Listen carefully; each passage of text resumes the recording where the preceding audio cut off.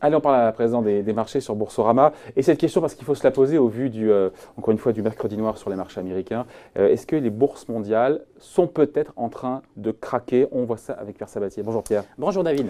Président du cabinet PrimeView, donc je le disais, un gros coup de tabac, gros coup de froid hier à Wall Street. On rappelle les chiffres, vous les connaissez, 3% de baisse pour le Dow Jones et le S&P, 4% pour le Nasdaq à la mi-journée aujourd'hui, le CAC 40 indice parisien qui baisse encore de 1,5%. On est à 5000, un peu en dessous de 5150 points.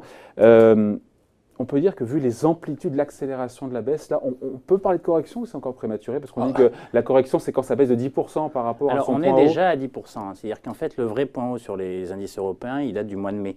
C'est-à-dire qu'on a oscillé autour en fait, des niveaux actuels, mais le vrai point haut, en fait, c'est autour du mois de mai. On est sur les niveaux que vous évoquiez tout à l'heure en Europe, on doit être autour de 10,5% de baisse. Donc oui, c'est déjà une baisse substantielle sans avoir connu en fait un vrai rebond, une vraie phase de hausse. Donc on n'est clairement pas dans qui a appelé beaucoup d'investisseurs à l'appel de leur vœu, on y est. Bien sûr, c'est une consolidation. Alors la problématique, c'est que, vous savez, normalement, on avait déjà pas mal corrigé en Europe. On aurait dû remonter, sauf qu'on avait en fait cette épée de Damoclès du marché américain qui ne voulait pas baisser. Eh ben, il baisse brutalement, il baisse d'un coup. En gros, c'est ce qu'on peut presque appeler une capitulation, puisque une correction de plus de 3% dans une journée, c'est brutal, c'est violent, et on ne peut pas parler d'une toute petite correction. Là, on parle plus de capitulation aux États-Unis. D'autant que c'est la tech qui a baissé. La tech était le dernier refuge, l'a dit, qui continuait contre vents et marées. D'autres secteurs baissaient, les marchés émergents baissaient. C'est vrai. La tech montait. Et là, on a vu quand même des GAFA se prendre entre 5 et 7%, Netflix, 8% de baisse. C'est le dernier bastion là, qui se met à souffrir enfin, diront certains. Non, mais attention, là aussi, le bonheur est relatif. N'oubliez pas que tout de même, depuis le dernier point bas des marchés américains, l'indice Nasdaq, qui représente les valeurs technologiques, a progressé de 18%. Alors là, certes, il baisse de 7 à 8%, mais plus 18, moins 7 à 8, on est encore, une fois pour l'instant, dans une correction d'un marché qui était tendu. La question fondamentale, c'est plutôt de se dire, est-ce que l'environnement a changé? Mais c'est là où, effectivement, c'est vrai, l'environnement, est-ce qu'il a vraiment changé? Pardon, mais on ressasse, quand on parle des marchés, je vais dire différemment. Les marchés, ils ont le génie, quand même pour se mettre à paniquer ou être nerveux, alors qu'il n'y a pas eu de nouvelles informations spécifiques. Qu'est-ce qu'on a eu, à part le FMI qui dit la croissance mondiale ralentit? Ok, merci, on s'en doutait qu'il y avait effectivement encore quelques... je ne suis pas d'accord avec vous. 0,2 points de baisse. Pardon, je finis. Les taux d'intérêt italiens, enfin l'aspect financement du budget italien, on le sait, il n'y a rien de neuf sous le soleil. Oui, mais les taux d'intérêt qui remontent aux États-Unis, on le sait. Qu'est-ce qu'il y a eu de neuf hier qui justifie que le Nasdaq perd 4%? Je vais inverser le sujet. Tous ces points que vous évoquez là sont des points probablement de changement assez fondamentaux par rapport à ce qu'on a connu au cours des dernières années. La réalité, c'est que je pense qu'en fait, le monde a changé déjà depuis le premier semestre. C'est-à-dire que depuis le premier semestre, en fait, des choses ont changé. Jusque-là, on était sur des phases de correction depuis une dizaine d'années, des phases de correction momentanées, qui n'étaient en fait que la correction d'une hausse qui avait été un peu trop rapide ou un peu trop brutale. Là, il y a des choses fondamentales qui ont changé. C'est-à-dire qu'en fait, les conditions en fait, d'exercice de nos métiers sont en train de changer. Et la problématique, c'est que vous savez, les investisseurs sont comme les autres, toujours un peu réticents au changement.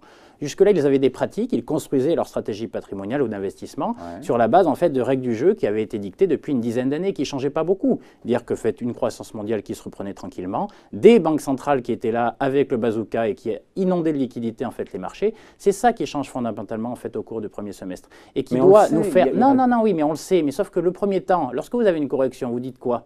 Lorsque ça fait des années, en fait, vous pratiquez le métier et que vous voyez les choses évoluer. Vous dites, c'est un accident.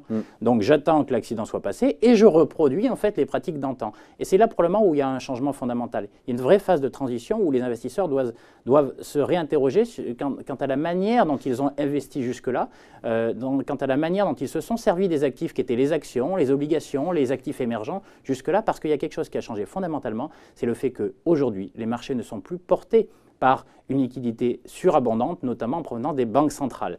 Et ça change tout parce que jusque-là, les pays, on disait les actifs émergents étaient quasi devenus comme les actifs européens ou les actifs américains. Eh bien non, parce que lorsqu'on n'a plus en fait cette assurance d'injection de liquidité de la part des banques centrales, et on se réaperçoit... Au prochain PET, je suis convaincu que les banques centrales, elles feront un cul à l'infini pour soutenir les marchés. Alors, ça c'est autre chose, mais pour l'instant, vous n'y êtes pas. Dire que concrètement, qu'est-ce qui se passe? Il se passe que, en gros, les États-Unis sont en train de siphonner l'épargne mondiale en dollars. Et qui est en train de trinquer en premier? les pays émergents. Premier point. Donc financièrement parlant, jusque-là, ils étaient alimentés par une épargne qui venait d'ailleurs. Aujourd'hui, ils l'ont plus. Ce qui fait que tous les actifs émergents corrigent. On vous disait, ce n'est pas que les actions, c'est tous les actifs émergents. Parce que les émergents, en gros, révèlent leur caractère plus fragile, voilà, moins certain en fait que les actifs des pays matures. C'est le premier point. Le deuxième point, c'est qu'en plus, c'est concomitant à une vraie interrogation quant au modèle économique de ces pays qui ont porté la croissance mondiale depuis 10 ans. Parce que Donald Trump, qu'on le veuille ou non, mais pas que Donald Trump d'ailleurs, même les votes politiques de l'ensemble des pays qui vont vers plutôt un monde qui est en train de se refermer, en tout cas, ou de remonter, rebâtir en fait des frontières ou des barrières, eh bien ça sème quand même le doute, au-delà des problématiques purement financières, de la pérennité d'un modèle économique qui était basé sur l'ouverture commerciale. Ouais. Et ça, concrètement, ce n'est là que depuis quelques mois. On en a parlé. Aujourd'hui, on va en voir les effets. Donc les yeux se dessinent, ça y est, les gens comprennent ce qu'on ressasse. Parce que le monde a probablement changé au cours du premier semestre 2018. Ce n'était pas un accident, c'est un changement de monde. Ce n'est pas grave, hein. Ça ne veut pas dire que c'est la fin du monde. Ça veut dire simplement que ce qu'on était habitué à faire jusque-là en tant qu'investisseur, il va probablement falloir se réinterroger par rapport à cela. Reconsidérer, voilà, essayer de réinterroger. Donc c'est pas un accident. C'est pas un accident. Bien sûr que non, c'est pas un accident. Ça ne veut pas dire qu'on va baisser de 40% ou 50%. C'est pas une petite prise de bénéfice. Et dans 2-3 jours on est reparti. Mais non, les choses ont fondamentalement changé. Je crois qu'il va falloir reconsidérer des actifs qui pour l'instant, enfin qui jusque-là n'étaient plus considérés comme risqués. Mais il va falloir revaloriser le risque. Les marchés d'hyperliquidité ont fait quoi? On fait monter tout le monde pareil. C'est-à-dire qu'aujourd'hui on est face à un marché. De la discrimination. C'est tout. C'est-à-dire qu'on n'est pas pour ou contre une classe d'actifs. On dit simplement, il faut refaire le métier pour savoir, dans un environnement plus contraignant, avec des conditions de financement plus tendues, avec des débouchés potentiels qui sont moins certains, eh bien, quelles entreprises, voilà, quel pays va le mieux s'en sortir? Où est-ce que le risque va se révéler? Et vu qu'on en est aux prémices, eh bien, les gens vendent tout d'un coup. Parce qu'on n'est aujourd'hui pas encore en mesure d'identifier véritablement là où le risque s'est logé, alors qu'on l'a plus valorisé depuis un certain nombre d'années. Donc ce plongeon, il n'est pas éphémère? Ça ne veut pas dire qu'on ne va pas rebondir tout de suite. Ça veut dire que simplement, il faut véritablement se réinterroger sur nos pratiques et même, je dirais, sur les grands investisseurs institutionnels qui avaient l'habitude de profiter en fait de ces à-coups pour reproduire ou revenir en fait sur les marchés. Il faudra revenir sur les marchés, mais probablement de manière différente. On se jouera, les marchés émergents devront être joués de manière différente de ce qu'on a pu faire jusque-là. C'est de la même manière, en fait, vous savez, on a toujours parlé d'obligations corporate, du high yield. C'est-à-dire qu'aujourd'hui, le risque proche d'une fin de cycle va se révéler. C'est-à-dire que vous allez avoir des entreprises qui ont... Il y a des gens qui auront acheté des obligations au rendement avec un profil du risque d'une boîte qui est moins solide, bien sûr, qui se seront dit « Oh là là, ça me rapporte du 3-4%, c'est vachement mieux que la dette française qui rapporte du moins de 1%. » Mais au final, si cette boîte-là, elle fait défaut, ben les 4%, voilà. n'aura pas été cher. Il faut se rappeler que ce type d'entreprise, payer sa dette ou lever sa dette au-delà de 10%. Dans les moments difficiles. Et donc, dans la perspective en fait, de moments plus difficiles, tout est relatif. On se dit 3%, c'est beaucoup mieux qu'un État qui ne me rémunère rien. Mais si le taux d'intérêt de ces boîtes-là passe de 3 à 15, parce que c'est ça le fond du truc, c'est comme ça reste quand même les taux d'intérêt. Et c'est là où on parle, j'ai envie de parler comme de Donald Trump, encore une fois, ce qu'il nous fait hier est absolument incroyable. Alors, c'est la chose qui arrive. Il nous faut du Trump, c'est-à-dire qu'il met de l'huile sur le feu, il rappelle que de nouveau, il peut taxer à hauteur de 250 milliards d'euros les importations chinoises restantes. On passe. Mais là, quand il traite la Fed de folle, alors, vous savez ce qui s'est passé? Jamais vu mon habitude avec lui. Il met de l'huile sur le feu. C'est pas bon pour les marchés d'avoir un ton qui monte entre la Fed, encore une fois, et le. Je sais pas.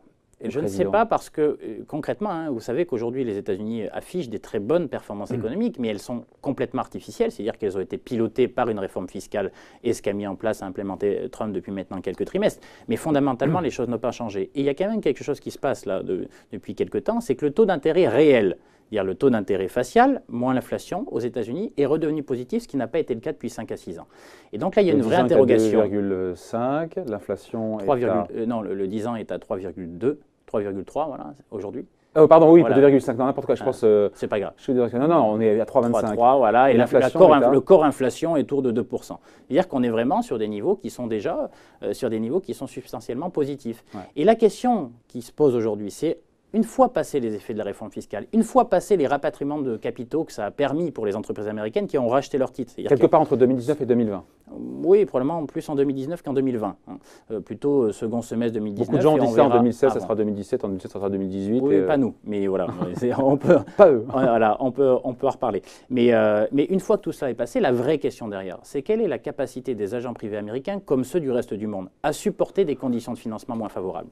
Et au regard des croissances potentielles, Jean-Marc l'évoquais juste avant, c'est-à-dire que les niveaux de croissance potentielle sont fondamentalement plus faibles qu'au cours des décennies passées. Elles n'ont pas réaugmenté. Elles n'ont pas réaugmenté. Et la réalité, c'est que probablement les agents privés, qui sont les ménages et les entreprises, ne sont pas capables de supporter des conditions de financement bien plus agressives, bien plus difficiles en fait, et bien moins favorables qu'aujourd'hui. Et finalement, Donald Trump, alors à sa manière, maladroite, qui rajoute un peu d'huile sur le feu. Il sait que les Américains... Mais il fait comme avec la Chine et ses partenaires commerciaux. Il met la pression. Et qui va gagner d'après vous? Pas Trump. Oui.